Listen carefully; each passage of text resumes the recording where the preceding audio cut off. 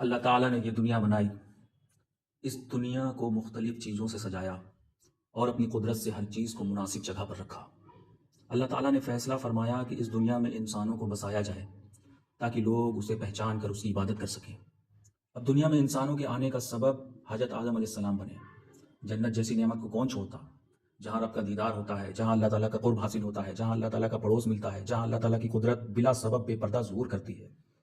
شیطان جو حضرت آدم علیہ السلام سے حسد رکھتا تھا اور حضرت آدم علیہ السلام کو جنت سے نکلوانے کی سازش رکھتا تھا، اس شیطان نے یہ وسوسہ پھیلایا کہ اگر اس درخت کا پھل کھا لیں تو ہمیشہ اپنے رب کے پاس رہیں گے۔